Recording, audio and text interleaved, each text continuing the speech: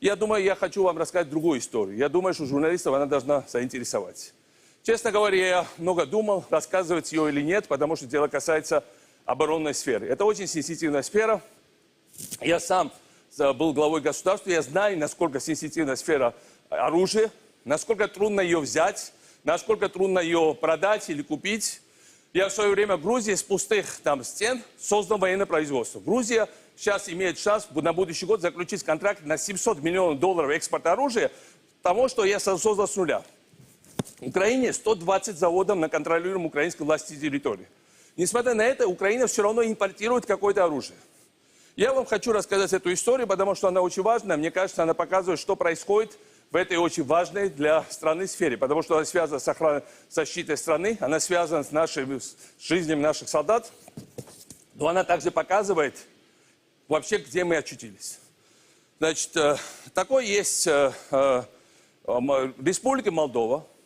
А эти документы, я хочу сказать, документы были под грифом «секретно». Я беру на себя ответственность их с ними ознакомить украинскую публику, потому что я думаю, что не имеют права эти барыги в секрете сохранять эти документы от украинской аудитории. Значит, покупаем мы, оказывается, двигатели для БТР-80, это двигатели КАМАЗа.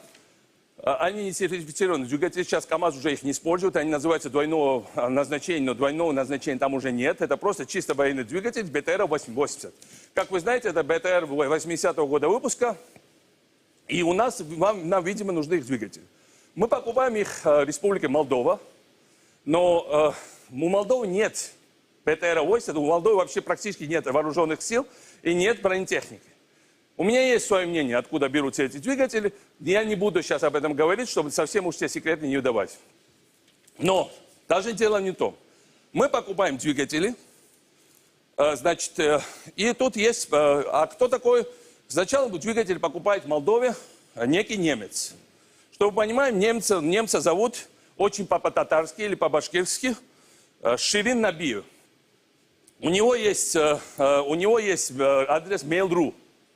Так вот, этот татарский товарищ, который зарегистрирован в Германии, значит, и которого, если вы можете зайти, посмотреть, что это такое, это Ширин Набиев, это он торгует подержанными автомобилями. Он покупает машины, чтобы вы понимали, где-то по $1000, по 1000 евро за штуку.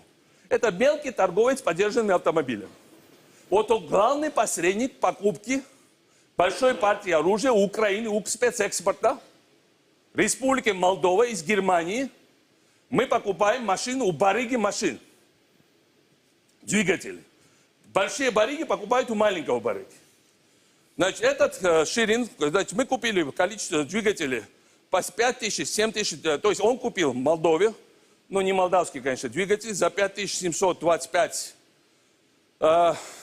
евро за штуку, а потом эти двигатели были проданы через 4 дня в Украину за 15 тысяч евро.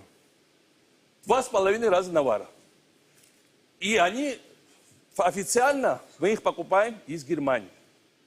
Но границу они пересекают. В населенном пункте Майки, Одесской области, идут через Одесскую таможню из Республики Молдова. То есть, реально, только на этой сделке одной, у которой есть неопровержимые факты этих двигателей, они заработали 4,6 миллионов гривен. Значит, таких сделок в Украине заключено гораздо больше. И чтобы вы понимали, если идти по этой линии, то люди, которые занимаются импортом вот это, хотя бы этой техники, заработали почти 3 миллиарда гривен только за этот год на махинациях с оружием, на закупках для нашей армии. Кто занимается закупками нашей армии? Это заместитель главы РНБО, кум и бизнес-партнер президента Порошенко, бывший Свинарчук, так была ее фамилия, перед тем, как его назначить, его поменяли фамилию Гладковскую. Я ничего не хочу сказать против других Свинарчуков, но эта фамилия идеально выражает суть того, что происходит в этих учреждениях. А происходит то, что реально эти люди, точно так же, как ОПЗ работает через прокладку, точно так же, как Сумихимпром работает через прокладку, у нас все военные закупки, И не только эта история. У нас есть история сейчас с иракскими танками, которая сейчас заведена на ремонт. И там, насколько я понимаю, тоже большая махинация, там 300 с чем-то танков. Таких историй очень много. Они реально зарабатывают на крови наших солдат и на этой войне. Они зарабатывают на продолжение этой войны. Мне горько об этом говорить. И реально мы получаем ситуацию, когда нам говорят, у нас не может быть выборов, потому что у нас война. У нас не может быть развития экономики, потому что у нас война. К нам не приходят инвесторы, потому что у нас война. Они зарабатывают деньги, потому что у нас война. И они будут заинтересованы, чтобы у нас не было выборов, чтобы у нас не было развития экономики, все у нас продолжалось все как есть, потому что вот эти документы четко показывают. Что мы понимаем? Вот тут все написано. Вот эти двигатели, вот эта техника, вот эта разница в цене, и вот эта дешевейшая комбинация. Просто они даже уже не скрывают. То, что они настолько это очевидно, это означает, что они настолько открыто занимаются этим грабежом украинского бюджета, что уже дальше некуда. Я прекрасно... Украина может, военная отрасль Украины может зарабатывать бешеные деньги для Украины. У Украины есть технологии самые современные. Но назначили куратором этой области обычного барыгу. Этот Гладковский, он барыга обычный, он продавец автобусов. Он понятия не имеет ни про страну. Он ее, конечно, не любит, потому что свои-то дачи он имеет в Испании, мы видели, огромную. Он не верит, я уверен в нашу победу. Он знает, что ему отведено 2-3-4 года для того, чтобы он спер эти деньги и куда улизнул в свою дачу на Марбелью. Не дачу, а виллу, которую нам тоже показывают по телевизору.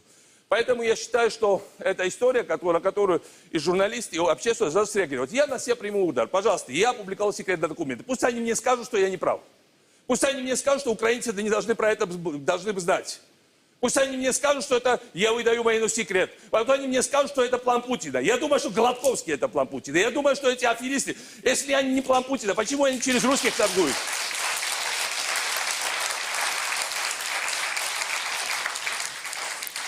Поэтому вот то, что я хотел просто рассказать, таких историй очень много. И давайте что-то делать. Потому что